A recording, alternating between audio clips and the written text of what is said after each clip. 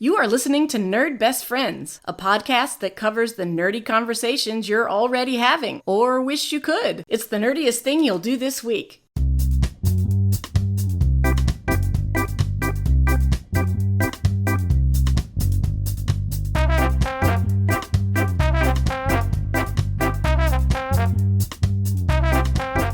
This is Analese. This is Rob. And we are your nerd best friends. Thank you for listening and coming back for another episode.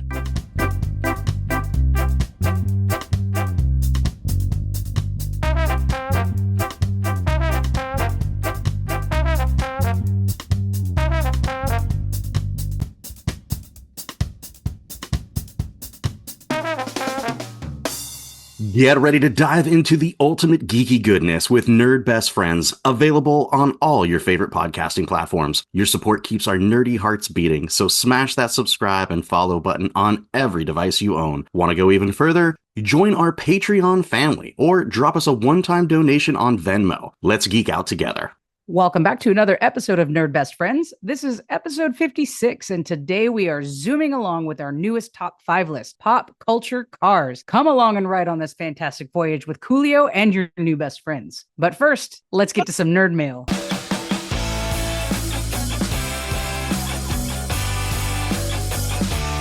Nerd mail! Annalise, is there any nerd mail this episode? Thanks to the wonderful work of Intern Joan. Hi, Intern Joan. We got a nerd correction. Dr. Intern Joan. Dr. Intern Joan, you're totally right. Some point during our summer adventure episodes, I talked about nerding out about the Girls Just Want a Weekend, which some of my college friends have been going to for years. It's over in Mexico. It's an all-paid expenses resort. It's run by Brandi Carlile, and it's like Lilith Fair in that it's all these women artists that do nights after nights after nights of concerts. They come together and do some stuff. So I was talking about it. I don't remember what I said, but Intern Jones said, it's the 6th annual. It's not a couple years long. They've been doing it for a long time. So thank you, Dr. Intern Joan, for the nerd correction. This year's the 6th annual, and I'm super excited to get to go. And I'll talk more about it when we go to our nerdiest things we did this week. Also, a reminder to our listeners, we had Scooby Frank from Slay Knit with Juliet Landau podcast on our show. Go give them a listen and a follow if you haven't yet already. You'll hear me on the show eventually at some point, but no spoilers there.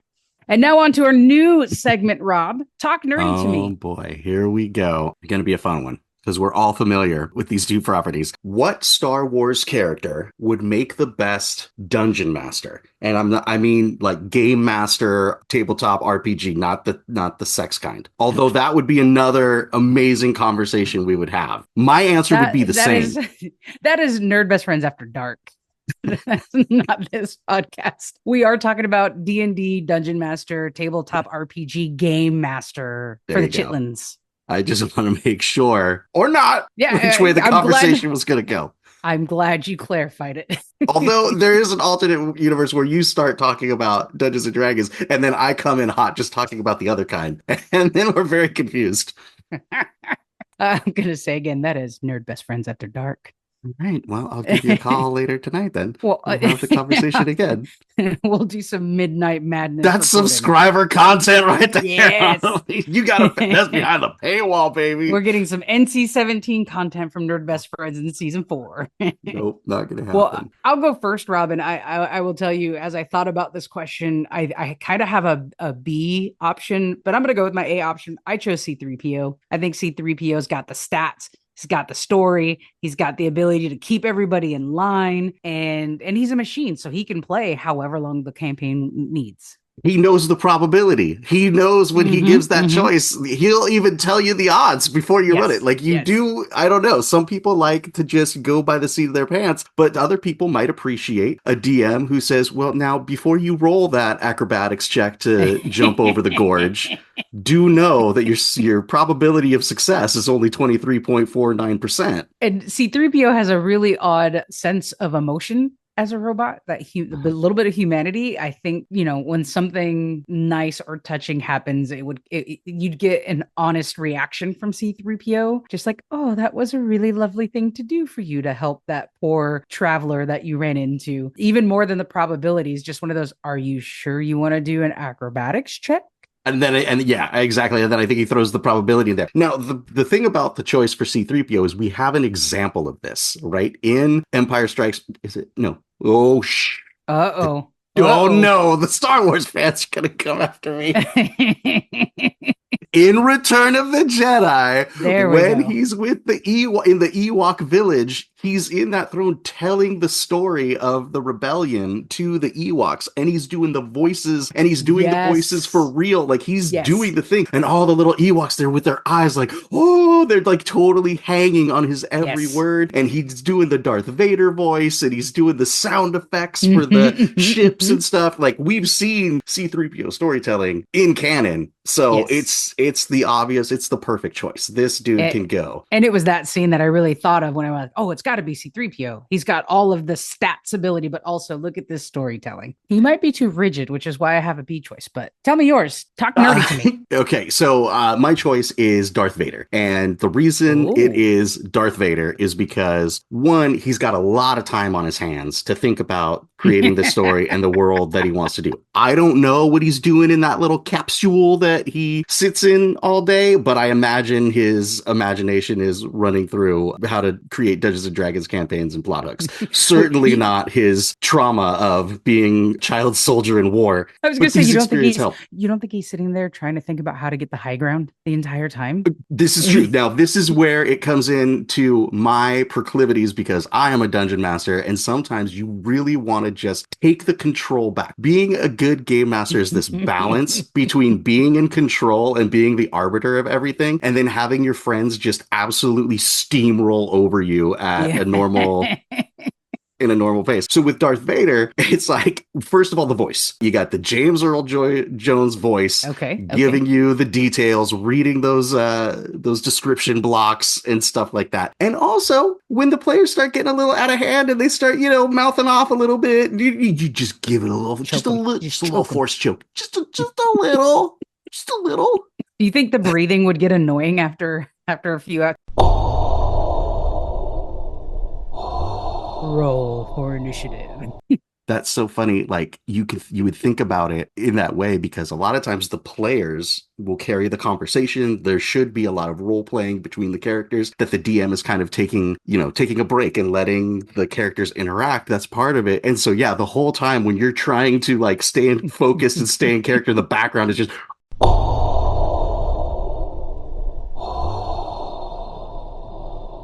hey, could you shut up over there? But the voice for sure, and then yes, the power dynamic, right? Yeah. So I thought I would multi-class for a third time in this new Unearthed Arcana article that came out on Dungeons and Dragons magazine yesterday. Just force choke that kid. Nope, not at my table. Would you have a B option besides Darth Vader? I mean, I obviously thought of C-3PO as well. Yeah. The worst choice is Yoda, because everything's coming out backwards and slow, and that's not the game you want to be sitting in. Yoda ain't got time for nonsense and foolery. Yoda would just lay down and die once things get right. That's what happens with Luke. He just gets so annoyed at Luke's whininess, he just lays down and dies instead of tells him the story of his father. Yep, I would rather lay down and die than prolong this conversation.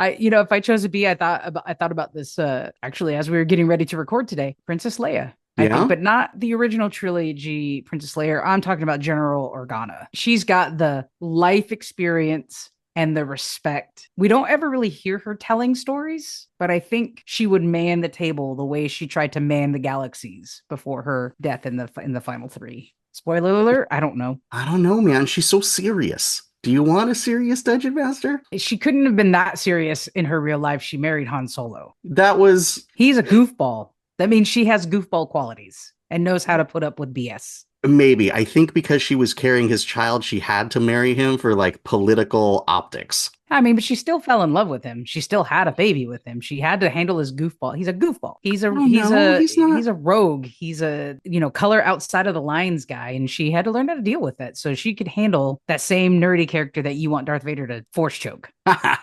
Okay, maybe so. I don't know. It seems a little serious. I think Leia would be a great player at the table, right? She knows how to execute decisions. She doesn't hesitate. I think she'd be a good team member. I don't know if I want to be at the Leia Organa D D&D table. It seems very serious. Seems a little intimidating. I mean, not as intimidating as Darth Vader, but that's the point. I mean, I don't want to get choked when I play. I would play with Leia over Darth Vader any day. Darth Vader is the dungeon master you get when like people are begging to play. Oh, we want to play, but nobody will run the game. And then like Darth Vader, you call your local store. Do you guys have a game? And then you sit down and it's Darth Vader. And I'm good. I have a thing right now. I gotta go. Oh, I thought it was Magic Night. Runs out the door. Oh, did you say D&D? I thought we were playing something. Boom. Done. No, Pathfinder. Throws the guy across the room. Gloomhaven? No, it's not Gloomhaven Night. Nerds, tell us who you think in the Star Wars galaxy would make the best dungeon masters for tabletop gaming. Send in your deep thoughts, nerd questions, or talk nerdy to me subjects that you'd like to cover by sliding into our DMs or send those topics into podcast@nerdbestfriends.com. And now on to the episode. I'm excited for this one, Rob. This has been on the list probably since season 1 because it's such a great conversation and things keep changing. And what I like about it, and looking ahead at the picks that we have, they're very different because you can ask anyone like, oh, what car do you remember, from your childhood, whether it was TV, movies, whatever, and somebody's going to have an answer to that. And it's probably going to be different than yours, just like there's so many varieties of cars that people love, right? People love their gigantic monster trucks. People like their little boxy or Toyota Scions and stuff. Like there's a wide variety. There's a car for everybody. So there's a pop culture iconic car for everybody as well. Agreed. And we haven't done a top 5 list in a while. That's one of the reasons why this one got pushed, because we had so many and then we kind of stopped doing them for a while. So I'm happy to have top 5 lists back in our season. And I'm super excited to talk about vehicles or cars in pop culture. We'll let you go first. Then in that case, we're going to go 5 to 1 kind of in order, right? We're saving our favorite for the last? Correct. Okay. We are actually in order. Number 5, 5th most favorite car on Analese. I chose this one at number 5. It is a newer pop culture vehicle. I chose the Surfer Boy pizza truck from Stranger Things season 3. It is a 1986 VW Vanagon. So not a wagon and not a van. It's like their van, but more wagonized. It was not a very popular car for a very long time. Since Stranger Things exists in the 80s, it would make sense that a pizza joint has its own Vanagon with its logo on it as their pizza delivery truck. This one in particular is kind of yellowish. It's got the big thing on the roof with the little lights that say the name of the pizza joint, and they steal it and use it to go across the country during season 3. This is a Volkswagen product. Everyone's very familiar. It's like California iconic, the VW bus, right? The little like pill-shaped van. This is definitely like 80s upgrade to that. Right. Forget the show. We're talking real life now. The VW bus, I believe, counts as a recreational vehicle, meaning you don't have to sit in seats in seat belts when you're cruising around in a VW van. Like you could have a table back there, you could have couches, you could do whatever, right? That's one of the reasons why it was so cool. If I were to procure a 1986 VW Vanagon, do the same rules apply? Could this be a mobile game room? Yeah, it's funny because this one the Vanagon looks a bit, I don't know, more durable than the VW bus does. So I'm surprised they're not more popular. But yeah, it's in the same category as the bus. And yeah, you could turn it into a mobile game room. In fact, I think there's a spot, there's like some seats in it, and there's a spot for them to keep the pizzas as they deliver pizzas around the fictional town. I don't even remember the fictional town where the pizza van is, but they're just not as popular. They didn't last as long. You could go onto Facebook Marketplace or go searching for a VW bus and find one a lot easier than a Vanagon. So you're a VW fan, yeah.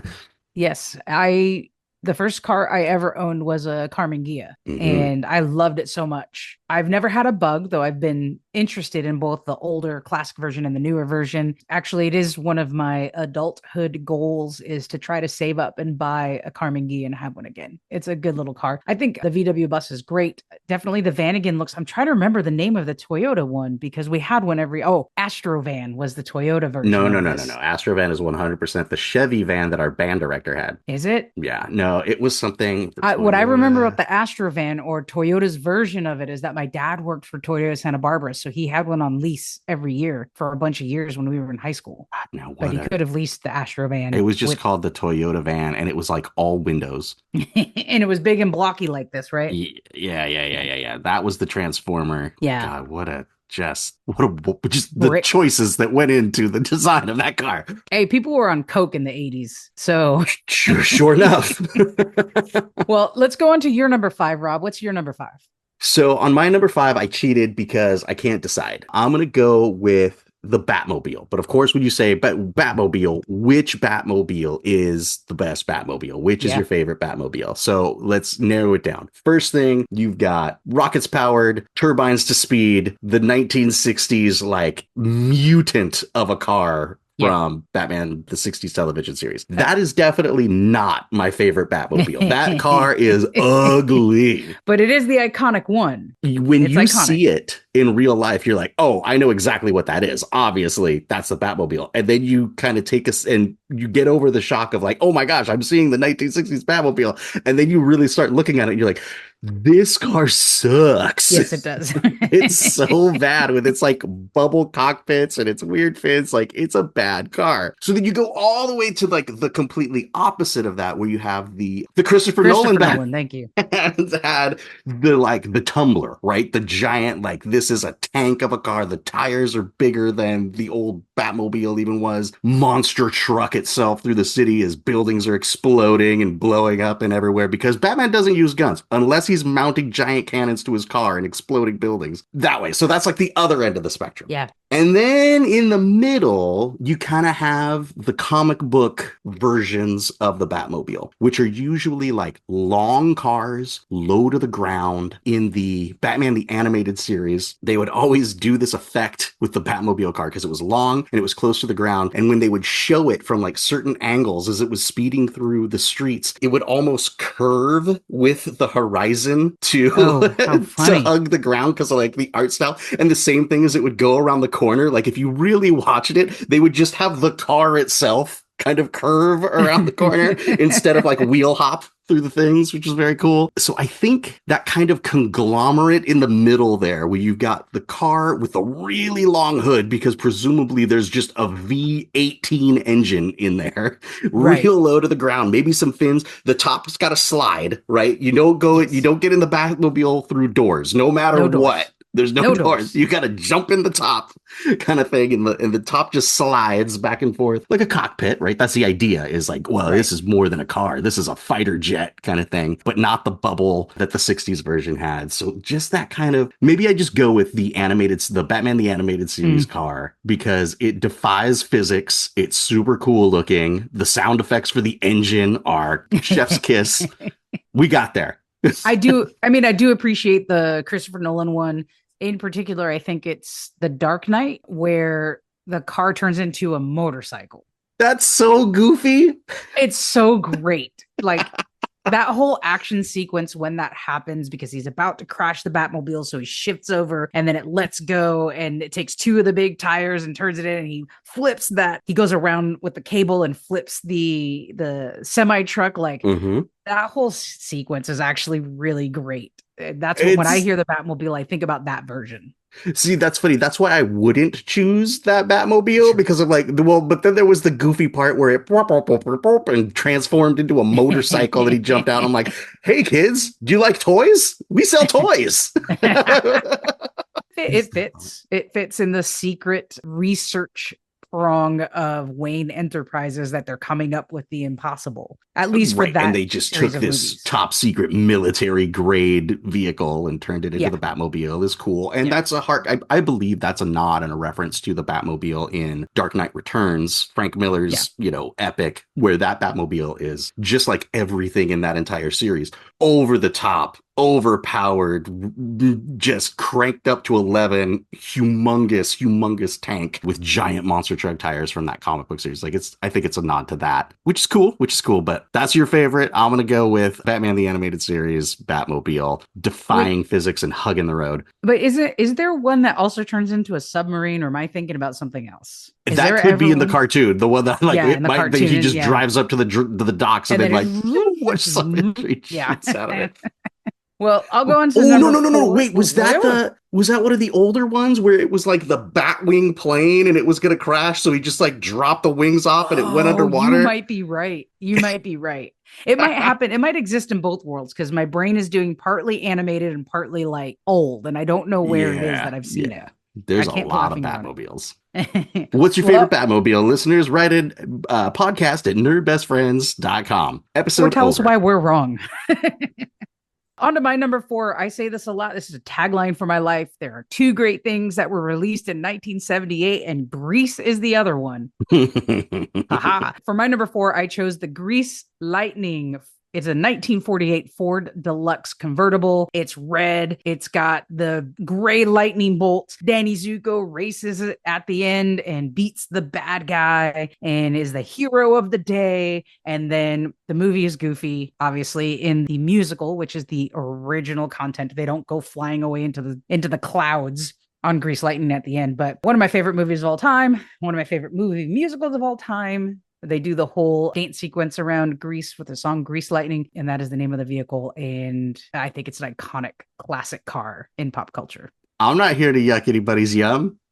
You have to admit it's a cool car. Is the Grease car just a recycled version of the Munsters car? Like, did they just go to the lot and they're like, oh yeah, the Munsters like Roadster, let's just paint that and use it for the movie? Well, no, because I don't think this is a Roadster. And I think the fin on this one is like super. Because when I look at that car, I'm like, oh yeah, that's like, I've seen that in black and white for like the Munsters. Like that was just a car that was left over on the lot that they painted up. Probably doesn't even run. This is actually a Ford Deluxe. 1948 Ford Deluxe is what they used to film the movie. I don't know what they used for the Munsters, but I thought the Munsters vehicle was a bit more hearse looking, and that was purposeful. Ooh, the Ghostbusters car is a hearse. Definitely the Ghostbusters car is a hearse, but I thought the Munsters vehicle also was very hearse-like. Oh, you're right. I'm looking at it now, and yes, they definitely made it look. Yeah, you're right. It's not the same car. It's not the same car. But I can see how you thought that, especially with the sharp edges on the Ford Deluxe. They both had that like Roadster, like the engine is exposed in the front yes. look, but yeah, no, it's definitely not the same car. Yeah. Grease is an iconic film. That scene is iconic, and this is the car from that scene, and it's great. It makes me happy. But doesn't make it good. Yes. That movie is 46 years old. And it's still like one of the top performed musicals around, I'll say the United States, not around the world, but definitely around the United States. You can find publication. You can find a production of Grease, whether it's at the high school level to pro level, since the 70s. That's pretty much a phenomenon. On stage, depending on the budget of that production, you either get a Ford Deluxe or like a cardboard cut out of one. But it is iconic. It's a big part of the car. It's a big part of the musical, and it's pretty cool. Speaking of bad shows, my number 4 is Kit from Knight Rider. Now, at some point, going through the desert, the salt flats of Utah with that purple kind of sunset haze and the dust flying from the back as the car's just barreling down straight on the camera. That is a car. And that red light bouncing back and forth the whole time. It's Cylon speeding by. Yep. The Cylon Raider light. I don't know why or what happened in America that made David Hasselhoff the star that he was in the 80s and 90s. But this man captivated a generation between Knight Rider and Baywatch. And then later, the Berlin Wall. This dude was living the best life any of us could ever imagine. I don't know. I don't want to just slam David Hasselhoff. Like, you could go back and watch Knight Rider. I can't last like it's a really 45-minute episode of one of these shows. Yeah. It's real bad. Yeah. But when I was a little boy in 1982, I was 1982, I was 3, right? So I was probably like 4 or 5 years old. Knight Rider was on the TV, watching Knight Rider with my dad. I'm this little kid. I remember getting the laundry basket from the laundry room. And being so small, I could sit in the laundry basket and pretend that it was Kit and like rock back and forth and side to side to like pretend I'm going through fast turns and put on my like plastic Spider-Man or Transformers watch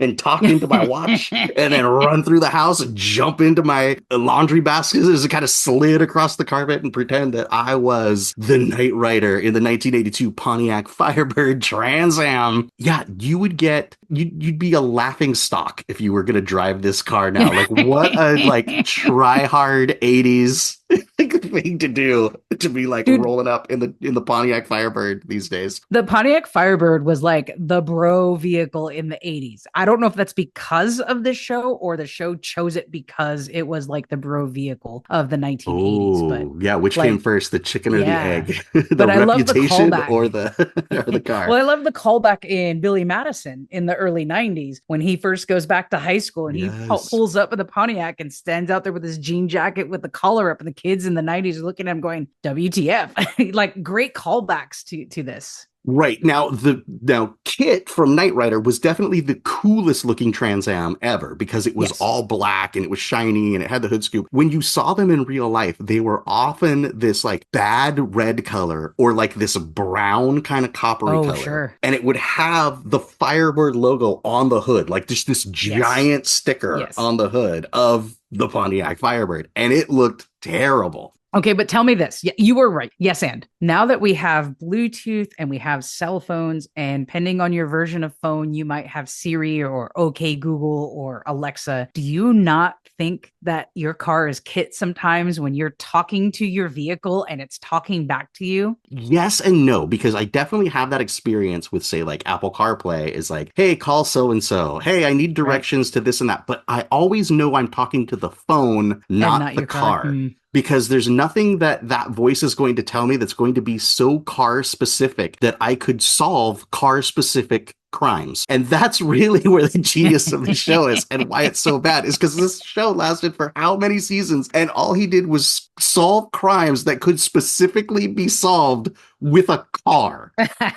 It's like MacGyver, but vehicle. But only cars. Cars. What? Like, how is the embezzlement ring going to be shut down? How are the petty thieves going to be found? How is the Russian spy going to be foiled before he can get the microfiche across the ocean? It has to end with a car running through a garage door or jumping across something and speeding through the ravine in LA, like the dried up, ravine in LA. This is it. So to the exercise of backwards mapping and designing plots that had to be solved by this car in particular is so funny to me. It's great. It's so 1980s. And there was a renaissance of David Hasselhoff to the extent that he has huge celebrity in Europe and Germany. And he also recalls and makes fun of himself in Dodgeball. If you remember that movie, when the German team loses, he's holding a picture of himself and he has a whip and he's screaming at them in German about you are swine and you are this, and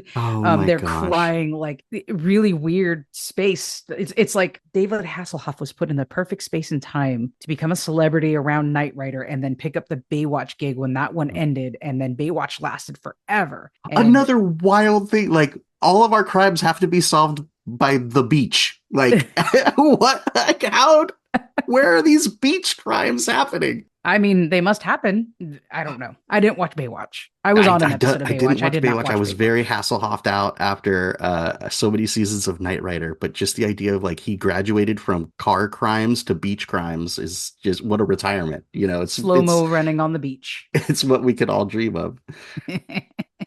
Let's move on. Let's move on to number 3. My number 3 is another iconic vehicle that doesn't actually exist in the real world except for being built off of the cartoon. But I chose the Mystery Machine from Scooby-Doo. Now, I always assumed this was a VW bus. I couldn't find any description of what kind of van it was supposed to be. I agree with you. To me, it was always like the joke of being in the stoner's bus that they're hot. Yes, back, 100%. Right? But I could not find any description of what the van was actually supposed to be. And it looks a bit like a bus, but it does also, I mean, it's from the 60s. But if you look at the picture of the Mystery Machine versus the VW Vanagon from the 80s, there's some similarities in the boxiness of the front too. So this is just a nondescript van from the 60s, originated in the cartoon. It's a beautiful van for the Scooby Gang. What I like about the Scooby van is it's one of those magic things where it's just big enough for whatever you need. Like whenever there were scenes of like what's going on in the back of the van, like sometimes they'd be sitting in seats riding along so you could get all the characters' heads and them having a conversation. Or sometimes they'd pick up a special guest and the entire team of the Harlem Globetrotters could just hang out and sit in the back. Sometimes there was like a crime computer back there. Yes. Sometimes like there's definitely room for a 6-foot long sub sandwich. No problem going across the back. We would always hang out the window, right? As they're eating it. There were no windows in the back. Oh, yeah, not in the back. Velma knew how to max out space and time,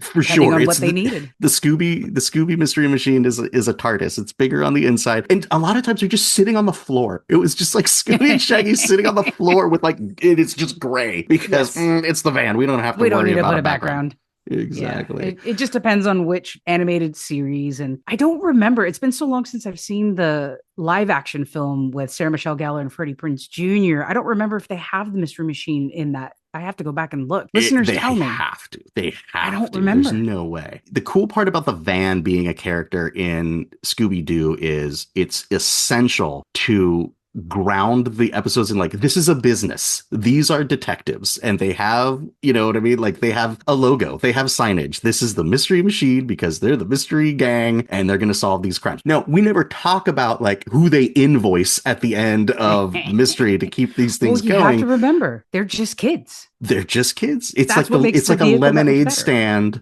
for crime solving. Yes. Yes, I would have gotten away with it if not for you kids.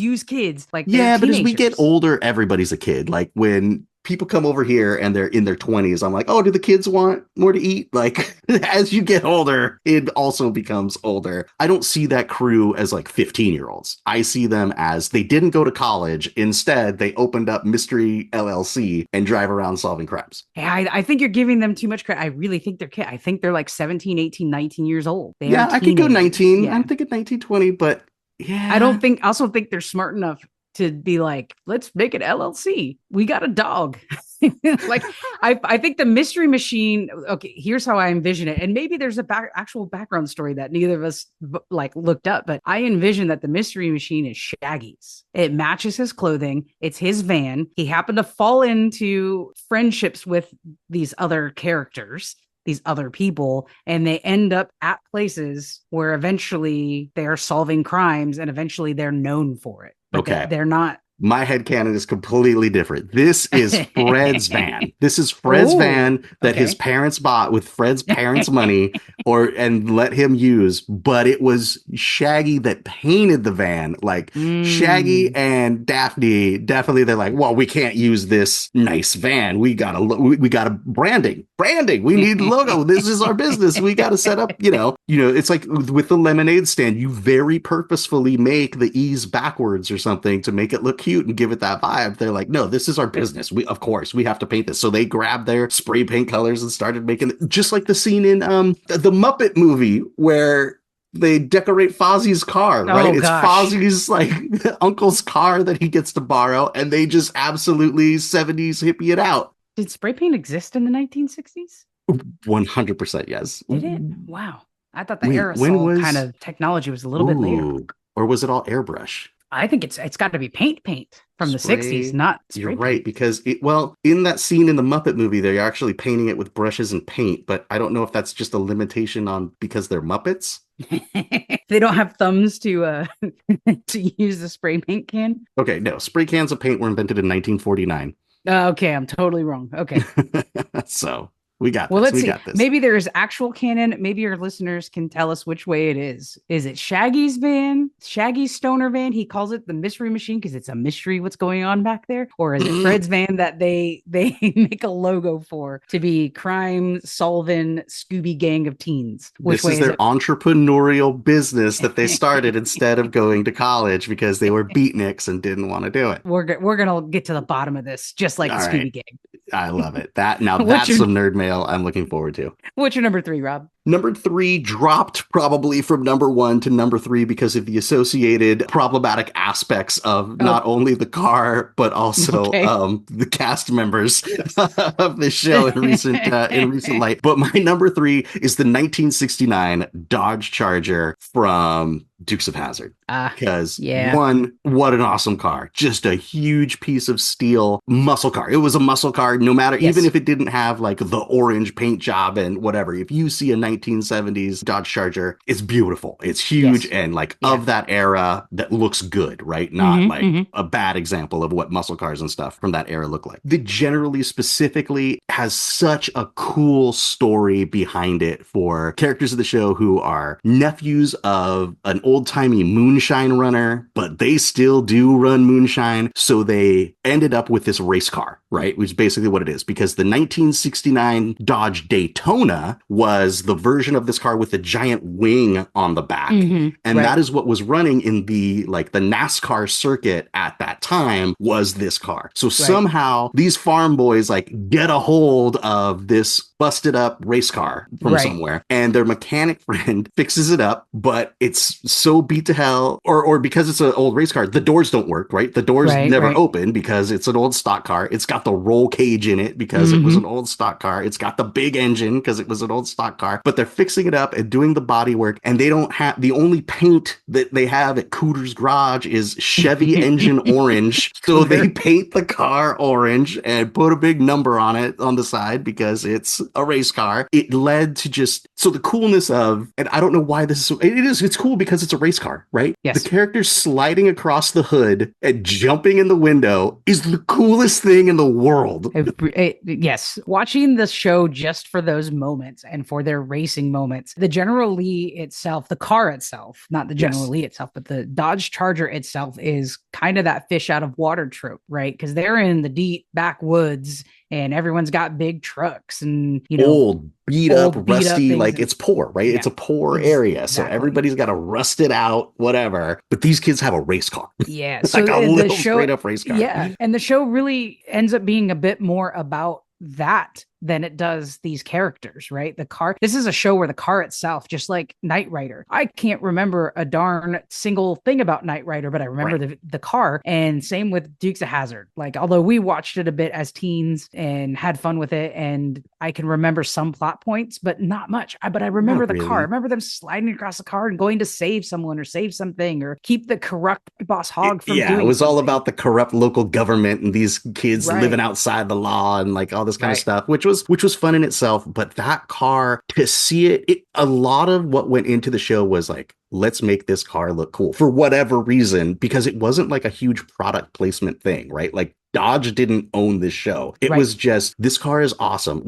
Everybody wants to see this car's wheels spinning and throwing up gravel. It wants to see it peeling out and smoke coming out of it. They want to see it jumping across the gorge. They want to see it going cross country and just like boom, boom, jumping over hills and all this kind of stuff. It was all about the car chase and just so cool. Like, it's the best moments of the show is when they're about to do a jump and it freezes the car in the air, and you hear Waylon Jennings coming on going, well, we're gonna have to wait and see what happens with this one, don't we? Like, just some sort of like so silly, the best part of the show. Absolutely. And just in later seasons, it got real silly, and the car got magical powers. Like, it could jump on anything, over anything without even a ramp. It could go, like, you just flip the wheel and it would be up on two wheels because like some stunt driver on the lot figured out how to do that and wanted to show off. So every once in a while, for no reason, the General Lee would be up on two wheels. But in those very first seasons, it was very much a capitalization on things like Smokey and the Bandit and the Burt Reynolds oeuvre of driving movies, right? And fast car movies. And that's where this all came from. And it really hung true to that for a little while with just this absolutely amazingly cool car. And definitely in the late 70s, early 80s, you could still get away with having the Confederate flag on the roof and it being called the General Lee. And obviously those things and would played not for a fly nationwide audience. It wasn't like it was real niche, like everybody watched the Dukes of Hazzard on Friday night and thought that was perfectly normal. Now you can see this car again in the Fast and the Furious movies, as you pointed out. Like in the movie Fast and Furious, the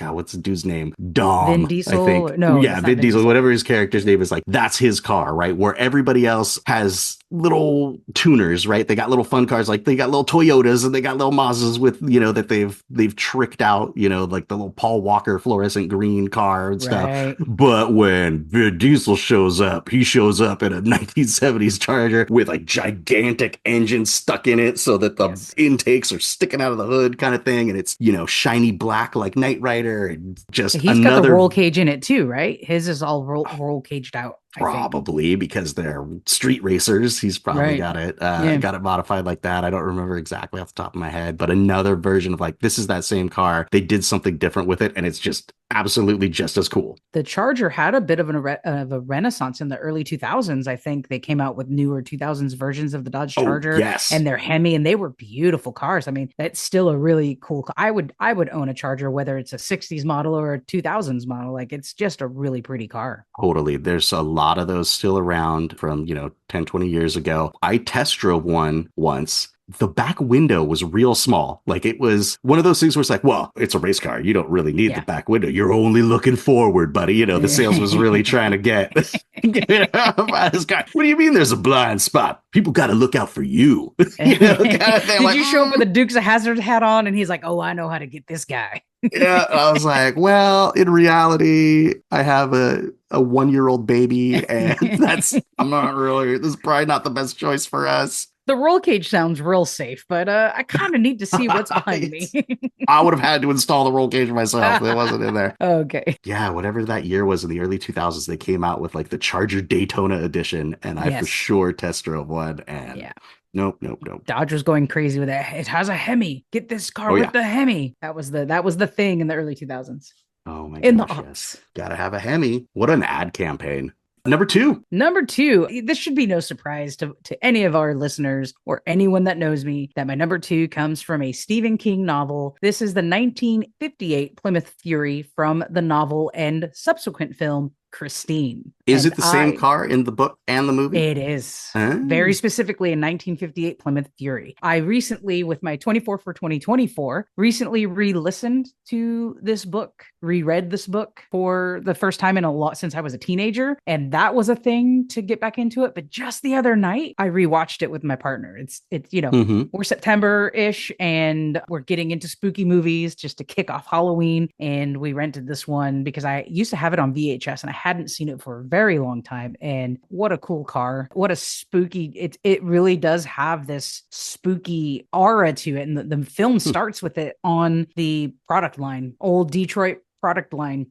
John Carpenter, who's, famous director of horror genre films, really made the Plymouth Fury in the film look spooky from the onset. And this movie that came out in like 1982 or 1983 did a really good job of showing how it, and spoiler alert, showing how it reconstructs itself by crunching it and then playing it backwards to make it look like the car is building itself back up like a ghost. The film holds up. It's a little bit slow. It's 1980s slow, and it's got dialogue in there that would not stand the test of time. What's exciting about it is there's rumor that they're going to make a new version of it with all the CGI and stuff we have, which means it can be a lot more like the original with the goriness and stuff that's in the actual novel. So I'm excited. It's a nice car. I don't know if you've ever seen a Plymouth Fury in person, but it's just a big hunk of a vehicle from the 50s. Now, question for you. If given the opportunity, would you own a 1958 Plymouth Fury painted up like this and keep it in your garage? Or would that be just tempting fate? Would it be too scary? That's a really good question. I don't know. Like, it's in your garage every day. You go out there to like get a soda out of the back fridge and there's that car staring at you. Would you do it? That by itself just made my stomach churn a little bit. So I don't know that I would. One thing that the film does that the book cannot is that it gives Christine life, in that when the kid who owns it, when his best friend tries to go look at the vehicle without him there to see what's wrong with it, because they know there's something wrong with it, he tries to open the door and the locks lock and the radio turns on. John Carpenter used 1950s music to really paint this character of the car. Okay. So he starts opening the door, try to open the car, and it's, I hear you knocking, but you can't come in, like old 50s song. And everything that Christine does in that film is based around a 50s song that's just scary. And so I think what I think in my head when you ask me that question is I'm walking into the garage with this car sitting there and the radio will turn on. And the radio turns on? No, thank you. But it's a pretty car. Honestly, we had a Ford Falcon. It was my mom's car. That's maybe a smaller, rounder version of a Plymouth Fury, which was a really cool car. But I'm not a big fan of big bucket boat of a car. And that's what this is. Maybe for funsies. if I were like super wealthy and had a garage of like show cars, I'd have a Plymouth Fury in there. Yeah. Would I drive it? I don't know. Honestly, I think about it with your dad's car, because your dad's car is a boat of a car too. Oh, so yeah. sitting there, it like reminds me of this movie. That's a 1955 Chevy Bel Air, and I describe it as driving a couch floating on a swimming pool. Yes. It's a big, big vehicle. And so is your dad's. Like those 1950s vehicles were just made big boats of cars because they had the technology to do it. That was the thing in the 50s. And the Plymouth Fury is no exception to that. Well, speaking of giant boats of cars, my number 2 is a huge boat of a car because it was designed to have a coffin in the back. Yeah. Okay. There was a time when I was probably 7 years old where it was completely reasonable to me that when I grew up, I was going to be a Ghostbuster. And I very much hoped that my part of being on a Ghostbusters team was that I would get to drive the car. Because, of course, I was also watching Dukes of Hazzard and Knight Rider at the same time. It was like, I was like, well, I mean, what do I bring to the ghost busting table? Certainly it's going to be driving the car. And shooting the nuclear proton accelerator at ghosts. And so I kind of had forgotten about that, because when you see the movie and you're looking at it like it's a goofy car, right? It's a hearse that they painted up. Again, I feel like Scooby-Doo has the same trope, right? Where they repurposed the Stoner van and put their logo on it. They repurposed a hearse and put the Ghostbusters logo on it and just jammed a bunch of stuff on the top for who knows why. Like, there's no... Because they can. At any time in any Ghostbusters movies, does anyone even mention the fact that on top of this car is tons of equipment that, like, they never go like, oh, here, let me turn on the ectoplasm satellite dish detector to like none of that. They don't. There's just all this stuff on the top of the car for goodness knows what. Like, they don't ever use that machinery. So who knows why it's there? It's pretty silly, but it is a big old car with big old fins on the back and those kinds of things. And what really got me thinking about this and elevated it so high and made me realize how much I do love this car was when they did the reboot of Ghostbusters, the Ghostbusters Afterlife movie had their trailer, and their trailer was like going along like any other trailer, like, hey, here's the kid from Stranger Things. Hey, here's Paul Rudd. Here's the da-da-da. And then they do the trailer thing where like the music turns off and it's just like goo, and then you hear the siren.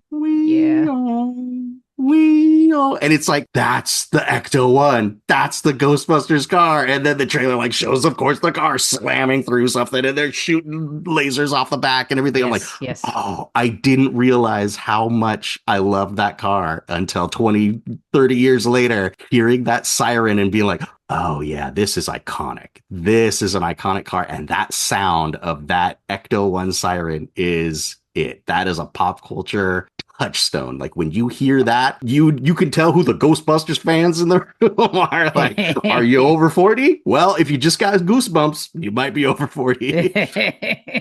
It might be time for your annual checkup. That's right. Those are my favorite and least favorite like reels and memes right now, where it's like, if you know all the words to this Salt and Pepper song, you might be going through perimenopause. Like, oh, thanks. Oh my thanks gosh. I remember very distinctly watching this film it might have been the drive-in, because I was when in the film 86, I would have been like 8 years old when my dad would take us to like the drive-in, either in the theater or in the drive-in. And the moment the vehicle pulls up for the first time, the way it turns the corner and comes up on that, like, that is just burned in my memory of experiences of the first time seeing that vehicle, and then just knowing. And that theme song comes in and you just know it's the Ghostbusters. That's the first time you see the logo of the ghost. And that's where the logo lives, right? Is on the door of the car. And eventually they put it up on the building. Yeah, and they got the patches on their coveralls, on their like Air Force coveralls. Yes. Talk about an iconic vehicle. And it's just a hearse, right? It's actually so iconic. It's a nondescript vehicle, just like the Mystery Machine. It's just, it's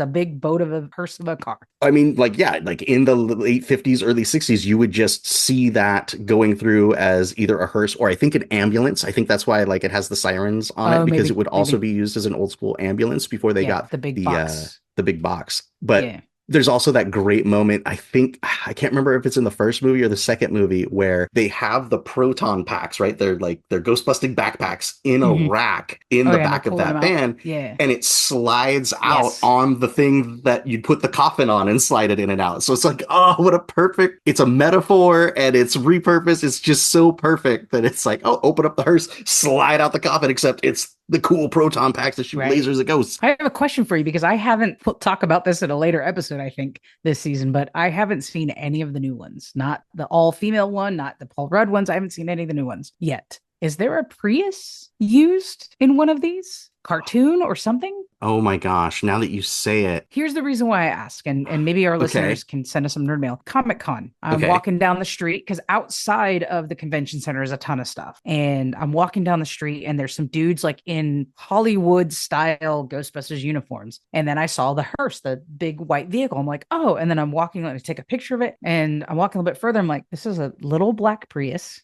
It's got the ghost symbol on it and it's got stuff on the top. And I turned to my friend Drea and I'm like, a Prius? And she's like, yeah. And then we kept walking because it's Comic-Con and there's a million things going on. And I looked back on the picture. I'll post a picture somewhere. I might have it ready on our social medias, but like, is Prius a thing? I don't think so. If it was, it would have been in the Lady Ghostbusters movie, which I only saw once. It was pretty, there were a lot of choices in that movie and a choice to not the choice to not include the original hearse, but instead update it like with a Prius as a gag might have been one. Maybe exist in there, but I don't remember. I just remember that movie being like, it was an alternate universe Ghostbusters because like, what's his face? Like Dan Aykroyd is in that movie, but he's not Ray. He's not. Okay. So it's not in the Ghostbusters universe. It's like tangentially it's part of the canon, but not in the how universe. Can it be? And I know like IDW publishing the comic book that has the Ghostbusters licensing, they play with that. And there's like, they mix all the universes. So there's like the Ghostbusters, like the Bill Murray,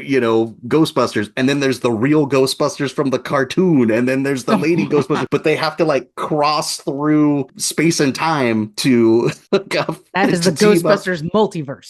The Ghostbusters multiverse, yes. So that movie created the Ghostbusters multiverse, and in that multiverse, the car might be a Prius. I don't remember. I would have to go back. We're gonna have to do some. We're gonna do some. I think we might be covering Ghostbusters some point this season, so we'll find the answers. That would be fun. If it's not this season, it's soon. Yeah. I thought Ghostbusters Afterlife was great. It was tons of fun. The only thing stopping me from seeing it, because I love Paul Rudd. I'm a big Paul Rudd fan, and I was really looking forward to seeing the extension of the original films instead of a reboot, because I'm a bigger fan of that than reboots. But I think the only thing stopping me is that it came out around the pandemic and I just didn't go to a lot of movie theaters, and now it's there and I just have to see it. At some point I will. It's very similar to Force Awakens. You know how Force Awakens happened like 30 years later, but it's the same story where like, we have a Death Star and it's going to blow up a planet and we have, but everything's escalated. That's exactly what they did with Afterlife. It's the same story. Like Paul Rudd is Rick Moranis and the Stranger Things kid is Bill Murray. And like, it's the same story, but it's all like cranked up to 11. And then all the old guys show up all like, hey, I remember when I used to shoot lasers out of the back of a car.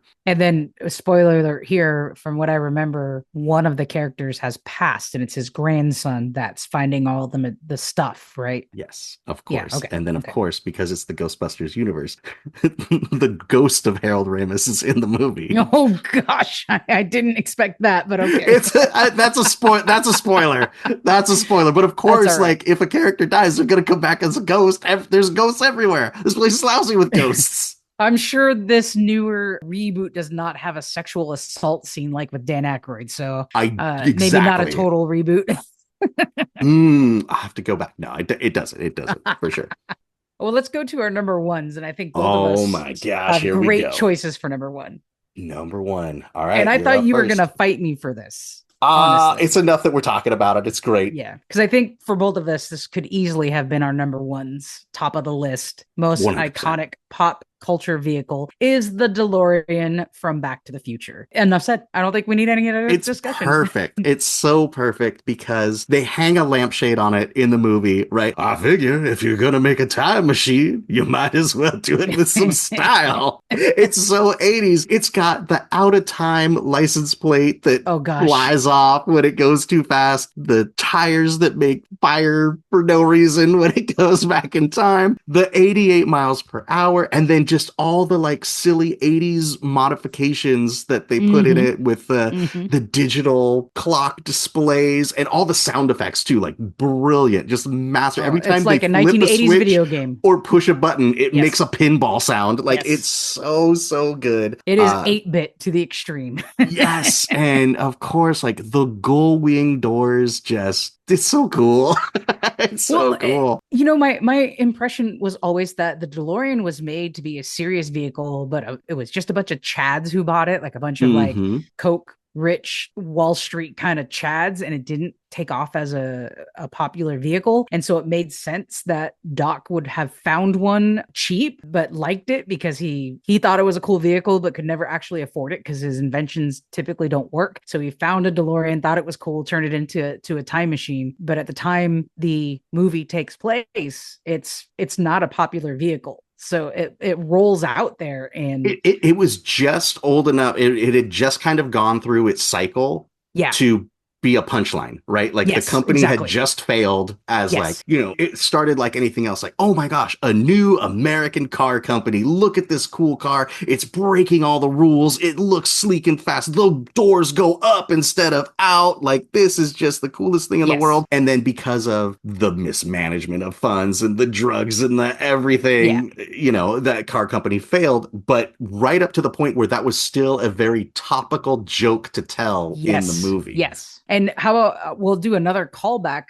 by Adam Sandler in The Wedding Singer, where the like bad fiance dude who's all crazy with all the things, he's Drew Barrymore's bad fiance, and he rolls up to the bar with a DeLorean and like reaches over and opens up the door for her to come in from the bar. Like, great callbacks from Adam Sandler in all these movies. But this DeLorean is iconic. Now you can get them in Lego form. How they adapted over the course of the 3 films, you know, eventually has Mr. Fusion in the back, how they adapted in the original film to make the metal pole to create the 1.21 gigawatts, and like so much about the car as a time machine. And the sound effects are great. The way that, you know, it's shot is wonderful. And then of course, like the Steven Spielberg 80s blue lightning effect that existed everywhere throughout the movies, bouncing around the car and everything. There's multiple scenes where Marty slides across the hood to run around and jump in the gull wing door and everything. Oh my gosh, everything about it. Just even like Einstein the dog sitting in there with all of the glowing lights, just looking like I'm a confused dog. And then, damn, you're out of here, bud. He's got it hooked up to the remote control, like the old RC airplane remote control, and driving her around all crazy. And how about so cool. It was such a big deal to hit 88 miles an hour. Like, oh my gosh. And now you have some parts of the country where like 80 is the speed limit. Just like, the speed limit. Yeah. But 40 years ago in the 80s, it was like, 88. Whoa, it was like, you can't go over 55 or you're a menace to society. Your car's going to fall apart if you go over 60. So it's good stuff. It's so cool. And yeah, if you see a DeLorean now, you're like, oh, all right, buddy, what is this all about? But if you see the DeLorean now and it's got all the props and the Mr. Fusion on the back and this and that, thing which just wild, like, well, we've got this car and we want to make it cool. So let's just go out back and get a bunch of garbage and strap it to the roof and it'll look real cool. And you can't forget about the flux capacitor. Of course. Right. The flux capacitor, it's possible. That thing is referenced and used in so much pop culture after Back to the Future, right? Sometimes it's just a joke. Well, you don't have a flux capacitor, so you can't do time travel. Like, there's no such thing as like, there's reference in so many different things, in so many different genres, whether it's this car or just the flux capacitor. It's impressive what they did. Every little thing, the care that went into it, from the air, like the spaceship airlock sound it makes when the doors open to like this electric, like when it's driving and stuff. It makes it so cool. And then that it needed nuclear plutonium. Yep. Are you telling me this sucker is nuclear? No. This sucker's electric, but I need a nuclear reaction to generate the 1.21 gigawatts to activate the flux capacitor. Sure, we're all along for the ride. Maybe in 1982, maybe in 1985, you can get petroleum in corner street markets, but here in 1955, I love that you said petroleum. Keep that in. Oh. My bad. Perfect. Everyone needs petroleum. You know what I meant. You can, in fact, get petroleum on every corner. On every street. Yeah.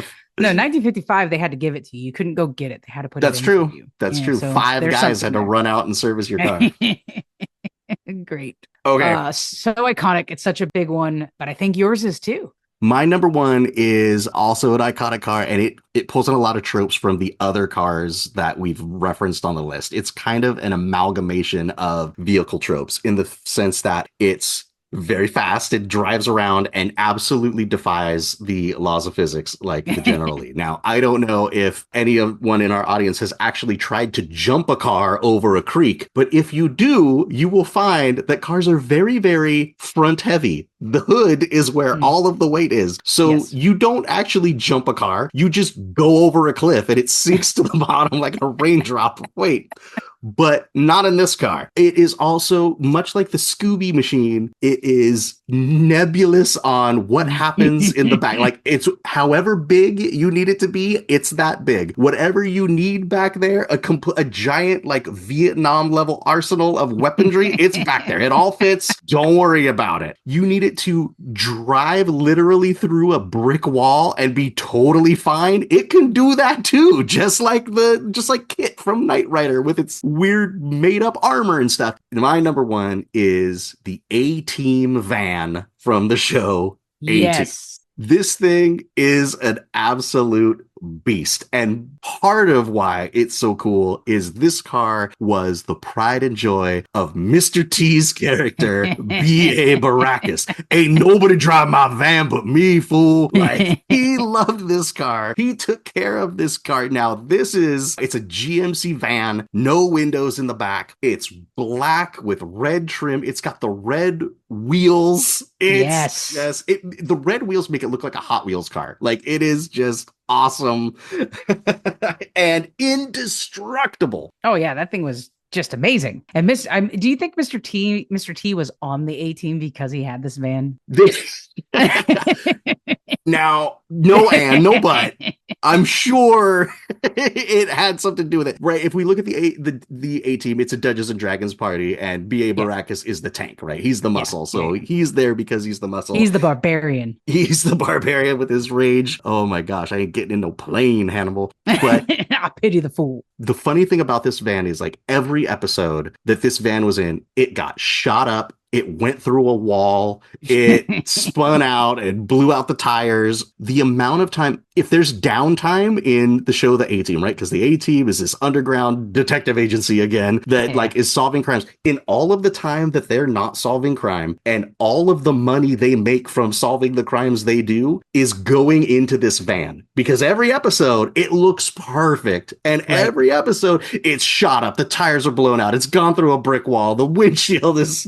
They themselves blow out the windshield so they can shoot machine guns out of it. Like, they destroy this van in every episode. And then the next episode, perfect. So B.A. Baracus is like the ultimate mechanic, which he is in the show too, which was a hilarious addition to the A-Team. If you had never watched the old A-Team episodes, almost every episode they'd get trapped in like a garage or a warehouse or something. And B.A. Baracus, there'd be a montage of B.A. Baracus building a tank to blast through and escape, whether it be from like a tractor or an old car or a little red wagon. It would have armor and guns mounted on it and blast out through chain link double doors or whatever. And just so funny to see, like, they'd always do these shots of like Mr. T's giant rings on every finger hand, like screwing bolts. So you knew it was him that was doing doing all the work. So greatest mechanic on the history of the planet, B.A. Baracus and his beautiful A-Team van. I will say right now, I drive a black car with red trim that looks... You do. You drive a version of Mr. T's vehicle. You do.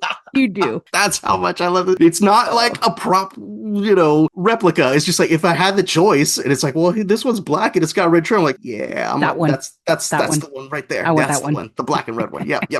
You know what I was thinking? I'm going to go a little bit of a tangent here. I was thinking, well, how you mentioned, the A team is basically D&D party. Yeah. Look at this top 5 list. The Ghostbusters are a D&D party. Yep. The Scooby Gang is a D&D party. You Yep. can say the Duke family is a D&D party. The kids of Stranger Things are a D&D. Like there's maybe a talk nerdy to me tangent going on that we need to include. Which one of these would make the perfect party for a D&D adventure? Yeah, no, there's a lot of that because you have to balance your cast, right? And everybody should show up to if you're solving crimes and you're having adventures, everybody has to have their role, right? And so it's a very common way to do storytelling, but modern. Like if we think about original storytelling, we think about like the Greek myths and those kinds of things. It was usually solitary heroes, like the Knight Rider, David Hasselhoff, right? Who could do everything or whatever. But at some point it turned, and maybe it was television to do kind of these ensemble cast things. But yeah, there's a well-balanced 3 to 5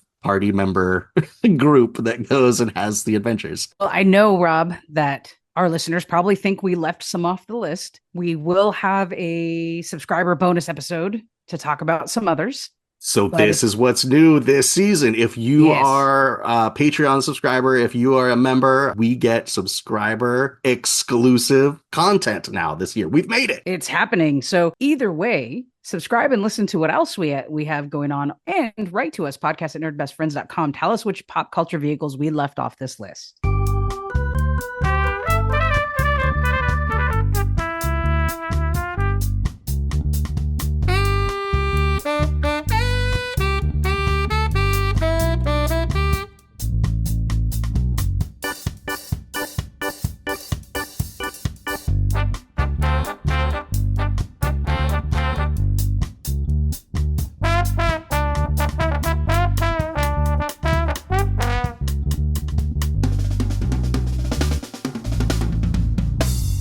Hey, Rob, what's the nerdiest thing you did this week?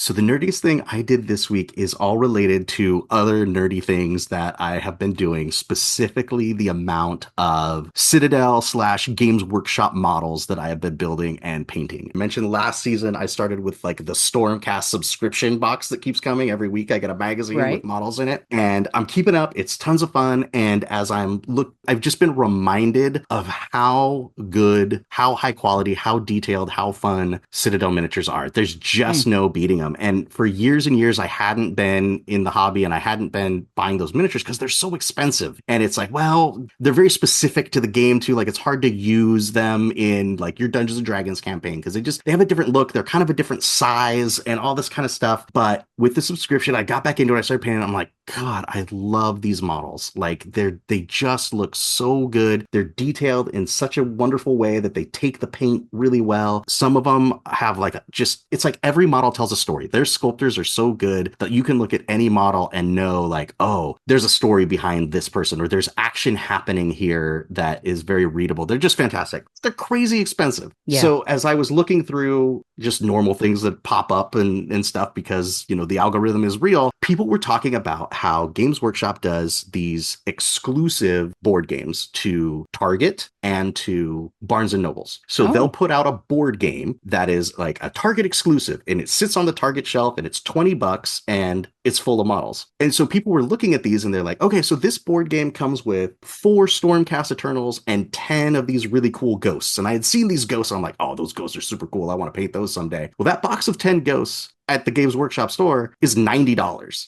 because their minis are crazy expensive. But I get those exact same models and 4 other dudes for $20 in the Target exclusive board game box. So I'm like, oh, and I'm kind of looking back through the years. I'm like, oh yeah, it seems like they put out one of these like every year, and they do the same thing with Barnes and Noble. But of course, my local Target, they don't sell these things. Or they sell out they get like 3 of them and they sell out real fast, Maybe. Right? So now I have a quest. So I spent the weekend driving down south, and like I'm lucky Target has an app, so I was searching through all these things and like which stores have which board games and all this stuff, and it's like I could probably get it delivered, right? I could probably like, okay, I order this one for this Target, or this one for this Target, I could do this, or I could go on an adventure and wake up first thing Sunday morning, get in my car that vaguely looks like the A-Team van, drive down south and hit Target after Barnes & Noble, collecting the last 3 years worth of these board games to get the models so that I could paint them. Will I ever play these board games? I might, just out of principle, be like, well, I bought the game, let's see how it plays. But really, I just wanted these models. The it was a way to get these models for like a very low price, and they're so fun to paint. They just look so good. I'll add them to other games, the independent games and stuff that I'm doing. I'll be like, oh, I got some really cool ghosts now. Oh, I've got this set of Space Marines for this other skirmish game now. Like, it was really cool. So that was a fun little adventure I went on to. I probably ended up spending so much in gas I could have bought just had them delivered, but it was an adventure. Was your side quest successful? Were you able to collect the ones you were looking for? Yes, the one I don't have was a Barnes and Noble's did Blood Bowl, which is the like fantasy football. It was, it's the fantasy genre of like a football or / rugby kind of game. Right. And they had, what I understand is like actually the most fun, easiest way to play Blood Bowl is to get the little set that they sold at Barnes and Noble. But I haven't found that one. It's on eBay for a ton of money because it's hard to find now. So, but other than that, I did pretty good. All right. How about you, Annalise? What is the nerdiest thing you did this week?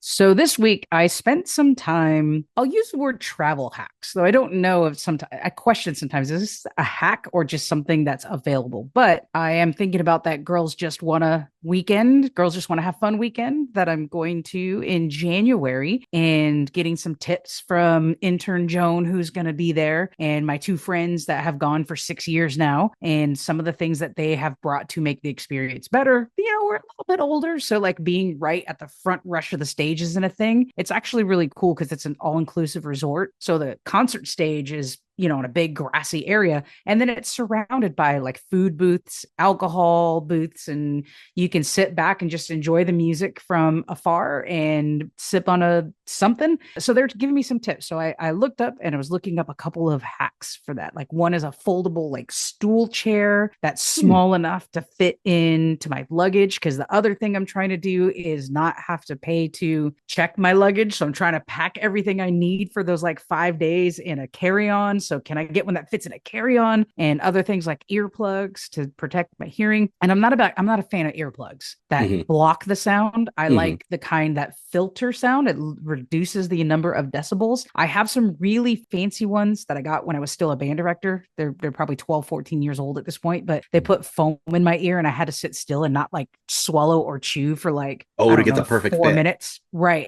But those wear out after a while and they kind of turn it a little yellowish. And I'm like, I better invest in something different. I wear them at rallies at my school. I'll wear them at basketball games that I know are going to be packed in the gym, just to filter the sound, but still be able to hear. Someone can stand right next to me and talk regular. I can still hear it. So I was looking up and researching for this special event that I'm going to. I tried out some new earplugs. I tried out, looking for a couple of stools that'll fit in my luggage, and just really getting ready for this big festival in January. Man, I would say the only advice I would have is if you can get a hold of one of those foldable chairs and sit in it first, it's a must do. I don't know if you remember that a few years ago, we went out and worked a band camp down here with one of our friends, with Adam, who's been on the show. Yeah. And he had one of these little chairs in his backpack. He just goes in his backpack and he whips out this little thing. It's about the size of an umbrella, flicks it open, and it's a chair. He's like, here, Rob, have a seat. And so I sat down in that thing, and it's one of those deals where like your knees are higher than your butt because it's small. Yeah. The amount of core strength and like knee strength that I needed to get out of that chair did not exist. It was like, at some point, I'm going to need to stand up. And when that happens, I'm basically going to have to just roll my fat ass to the side, tip over this chair, and get up from the floor, because there's no way I'm standing up from this thing. No, yeah, I'm actually looking for something that size or smaller. And the ones I've looked at so far are like a stool instead of a chair with a supported back. So that you just sit like a stool. And my friends recommended kind of a foldable stadium chair, but that puts you on the floor. And same thing, I'm worried about having to get back up from the ground. So I guess I'll just kind of roll onto my stomach and stand up. Right. And that's why we're in like September. And I'm looking now because, places like Amazon, have a great return. I'm going to try something out. And if I don't like it, I'm going to send it back and keep trying until I find the right one before I leave in January. So I nerded out, doing some research on some of these things. And it's been a long time. It's been 14 years since I've gone overseas. So it's a different game now that I'm 46 instead of 32, right? Yeah. Like, do I need to go and get compression socks to help my legs? Like, I've been doing all kinds of research. Vein thrombosis. I don't. It's a thing now that we're heading towards 50. Like, I got to think about other things sitting on a plane for 6 or 8 hours. So just doing all that research and getting ready. I'm excited. Oh boy. Yeah, no, buying gadgets and researching gadgets that like you have no idea even existed before, but they're very specific. It's super fun. Yes. On our next episode, we get a little philosophical and talk about the dark side of our nerdy hobbies. Gatekeeping, microaggressions, nostalgia bias, racism. Look forward to a little bit deeper of an episode from your Nerd Best Friends. Stay in the loop with Nerd Best Friends by hitting that subscribe or follow button on your device. We absolutely love our fans, especially those who spread the word and drop us those sweet 5-star ratings. Connect with us on social media at Nerd Best Friends or send us a message at podcast@nerdbestfriends.com. Let's grow our nerd family and keep the geeky fun going strong. Well, this was a fun one, Rob.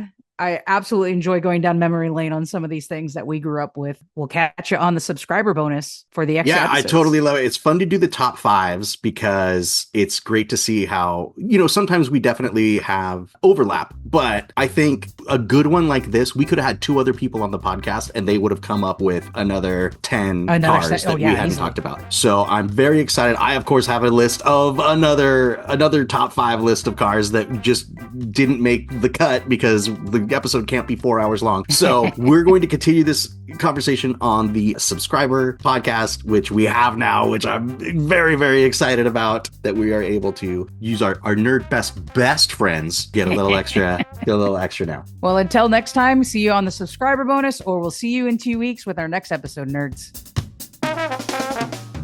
I was going to sing that intro and I decided not to. That was a real good one. That got me. I'm trying to make it nerd. Let me help you. What are we talking about? The Vatican song.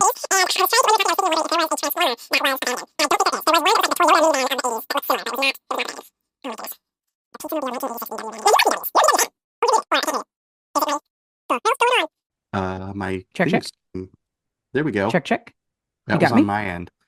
Who's the director of the movies with the guy in the Christian Bale movies? Is that Nolan Ryan? No, Nolan Ryan's a baseball player. Christopher Nolan.